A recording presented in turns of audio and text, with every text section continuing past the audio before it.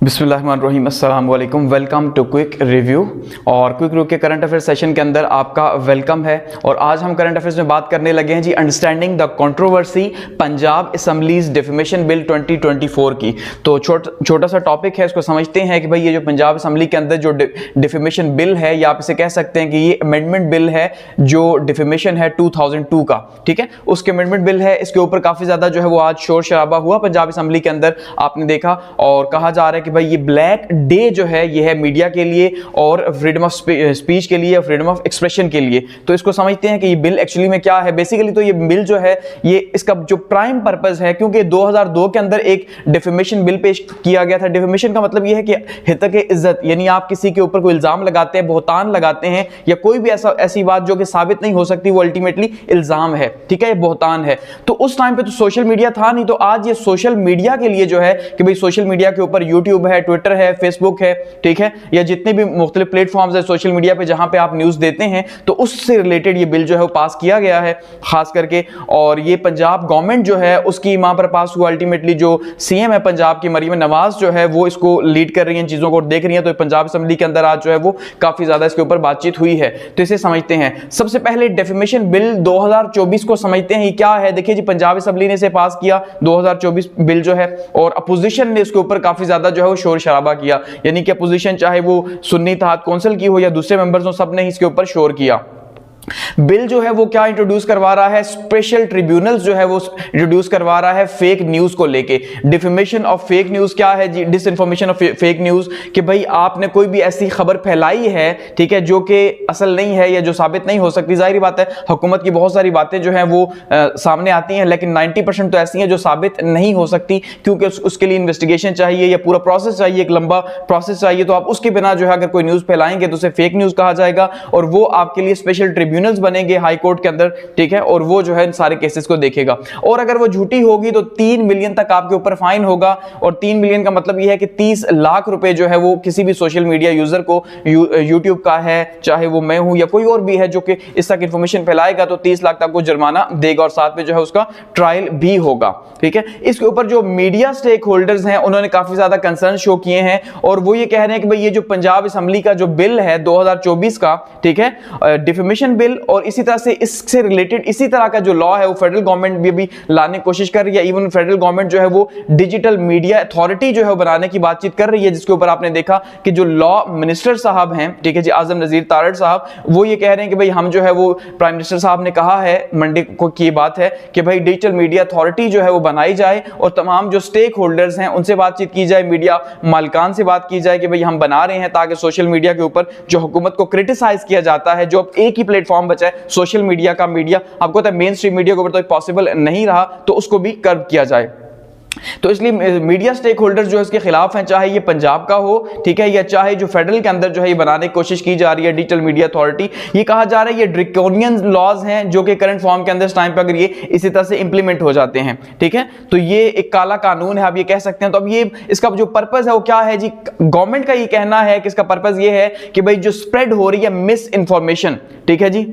Miss information को जो है वो रोकने की कोशिश की जा रही है इसके थ्रू, जबकि जो अपोजिशन है या जो मीडिया है वो अलग इसके हवाले से अपनी राय रखते हैं। अब अगर इसके हम थोड़ा सा समझने की कोशिश करते हैं कि इस लॉ के अंदर क्या क्या कहा गया, कुछ की पॉइंट समझते हैं कि डिफेमेशन लॉ के अंदर क्या कहा गया। तो सबसे पहली बात यह है कि डिफेमेशन केसेस जो है ये कहा गया है कि अगर वो इंडिविजुअल जो है वो स्प्रेड कर रहा है कोई भी फेक न्यूज। अब इंडिविजुअल का मतलब ये है कि देखिए मीडिया हाउस का मतलब वो एक पूरे का पूरा मीडिया हाउस है, लेकिन इंडिविजुअल का मतलब अब जैसे मैं हूं तो मैं एक इंडिविजुअल हूं, कोई भी जो है वो एक्स के ऊपर, यूट्यूब के ऊपर, फेसबुक के ऊपर, इंस्टाग्राम के ऊपर या कोई और जो सोशल मीडिया प्लेटफॉर्म्स है वहां पे कोई कर रहा है फेक न्यूज। अब यहां पे एक प्रॉब्लम ये है कि फेक न्यूज क्या है, क्योंकि जब तक वो इन्वेस्टिगेट नहीं होगी तो अल्टीमेटली वो फेक न्यूज ही रहेगी, क्योंकि पूरा आपने अगर इल्जाम लगाया कि भाई यहां पे करप्शन हुई है 50 करोड़ रुपए की, तो वो तो पाकिस्तान के कानून के अकॉर्डिंगली तो शायद 150 साल उसका जो है वो पूरा ट्रायल चले, तो उसके बाद आप ये कह सकते हैं हाँ भाई ये हुई है। अगर उसके बिना आप कहेंगे तो आपको पकड़ा जाएगा कि भाई कहां पे हुई है, कैसे हुई है, ये तो फेक न्यूज है,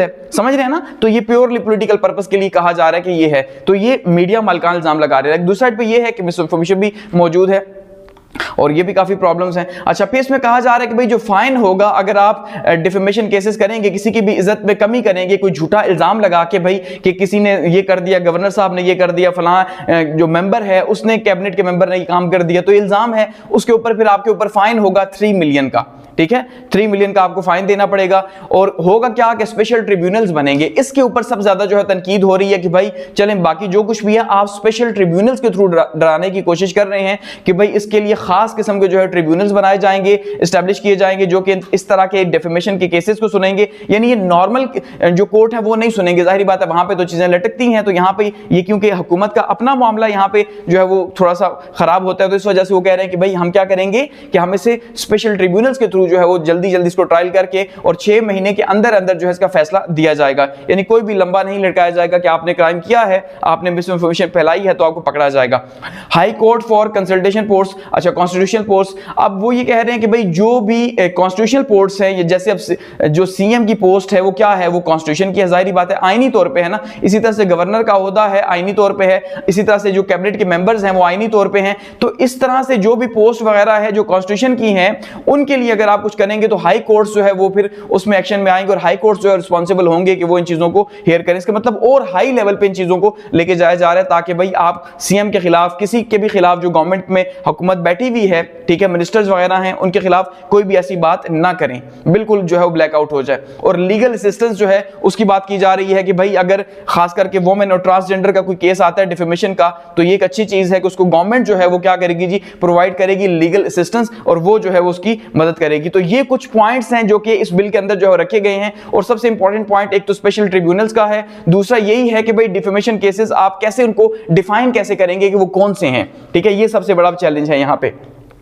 अपोजिशन की अगर हम बात करते हैं प्रोटेस्ट की, तो जो अपोजिशन है उसके लॉ मेकर्स और खास करके जो सुन्नी इत्तेहाद कौंसिल है जिसको हम पीटीआई कहते हैं, ठीक है जी, तो उन्होंने भी इसके ऊपर जो है काफी शोर शराबा किया कि भाई इसको जो है आपने प्रॉपर चैनल जो है ये कहा जा रहा है उसके थ्रू नहीं लाया। इसी तरह से जर्नलिस्ट जो है वो ये कह रहे हैं कि भाई उन्होंने भी वॉकआउट किया, जो गैलरी में बैठे हुए थे जब ये बिल पास होने लगा तो उन्होंने स्लोगन्स लगाए, नारेबाजी की और वहां से चले गए। उन्होंने कहा कि ये ब्लैक लॉ है, ये काला कानून है। आपको पता है हमेशा जो भी आमिर जो है यानी डिक्टेटर जो है जो कानून वगैरह लाते हैं तो उसको हमेशा काला कानून कहा जाता है। तो ये जो है वो सिविल गवर्नमेंट लाई है, उसको काला कानून जो है वो कहा जा रहा है। और ये डिफेमेशन ऑर्डिनेंस 2002 जो है उसकी अमेंडमेंट है, जो मुशर्रफ साहब उस टाइम पे 2002 के अंदर लेके आए थे, ठीक है, तो ये उसको जो है वो अमेंड किया गया है और पंजाब असेंबली के अंदर हुआ। अब स्पेशल ट्रिब्यूनल्स इस बिल के अंदर जो बनेंगे उसकी बात करते हैं। जैसे कहा गया कि भाई 6 महीने के अंदर वो फैसला देंगे, ठीक है, और हाई कोर्ट जो है वो क्या करेगा, इन्वॉल्व होगा, कोई भी इंडिविजुअल्स वगैरह हैं उनको देखेगा जो कॉन्स्टिट्यूशनल पोस्ट के ऊपर हैं जिस पे सबसे ज्यादा प्रॉब्लम हुआ। और जो जजेस की अपॉइंटमेंट है, ट्रिब्यूनल की जजेस की अपॉइंटमेंट जो है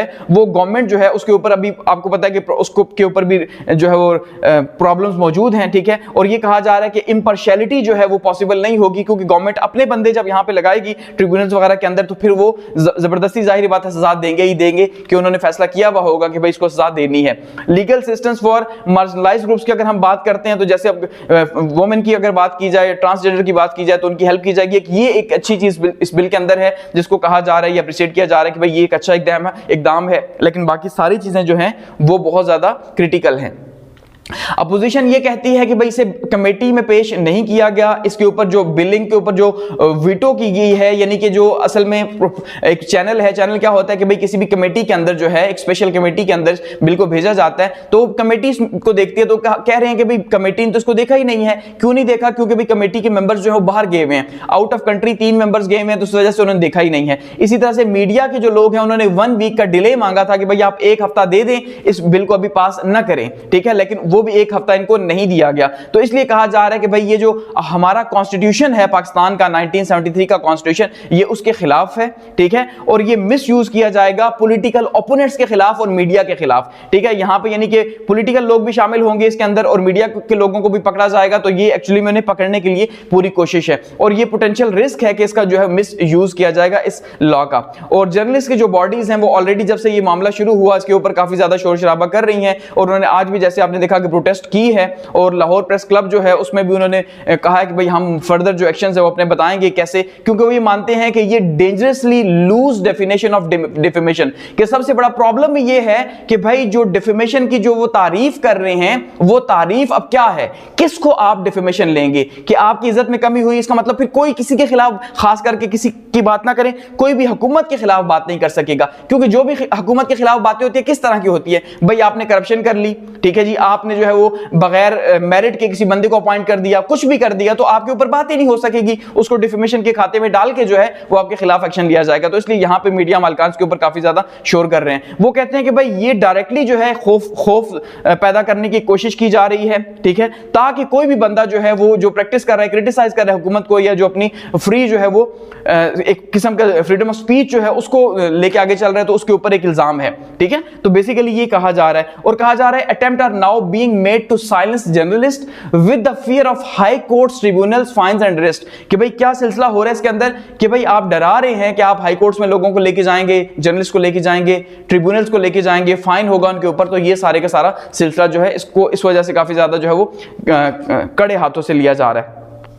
अब गवर्नमेंट स्टैंड की अगर हम बात करते हैं तो गवर्नमेंट ये कह रही है कि भाई ऐसा कुछ नहीं है, असल में गवर्नमेंट को चैलेंजेस है जो फेक न्यूज़ है। अब गवर्नमेंट को चैलेंजेस हैं या गवर्नमेंट के पीछे हुए लोगों को चैलेंजेस हैं, आप जानते हैं, ठीक है, कि सबसे ज़्यादा जो है प्रॉब्लम हो रहा है। तो जाहिर बात है कहा जा रहा है कि भाई प्रॉब्लम है, इस वजह से जो है अब फ्रीडम ऑफ स्पीच जो है पॉसिबल नहीं है। तो जो एडवोकेट जनरल हैं वो इसको काफ़ी ज़्यादा जो है सपोर्ट कर रहे हैं कि ऐसा कुछ नहीं है, ये जो है प्योरली हम इस पर्पज़ के लिए यूज़ करें कि गवर्नमेंट जो है उसको उसकी साख को नुकसान ना पहुंचे या स्टेट को जो है वो नुकसान ना पहुंचे। तो एट द एंड आप ये कह सकते हैं कि ये अब देखते हैं कि आने वाले दिनों में क्या मामला चलेगा इसका, ठीक है, और किस तरह से ये बिल जो है वो आगे क्या अपने शक्ल इख्तियार करेगा। पास तो हो गया, जाहिर बात है, क्या ये चैलेंज होगा कहीं पे, अगर चैलेंज होगा तो क्या होगा, और लॉन्ग टर्म्स के इंप्लीकेशंस जो है वो क्या होंगे, और खास करके फ्रीडम के ऊपर, मीडिया की फ्रीडम के ऊपर और डेमोक्रेसी के ऊपर, क्योंकि ना तो ये मीडिया की फ्रीडम के लिए बिल है और ना ही डेमोक्रेसी के लिए बिल है, ये एक डिक्टेटरशिप की टाइप का बिल है, इसीलिए इसको ब्लैक जो है वो लॉ कहा गया। तो जाहिर बात है जब ब्लैक लॉ है तो उसमें फ्रीडम ऑफ एक्सप्रेशन नहीं हो सकती। तो अब हर तरफ से जो है कोशिश की जाएगी पकड़ने की, जिसमें आपने देखा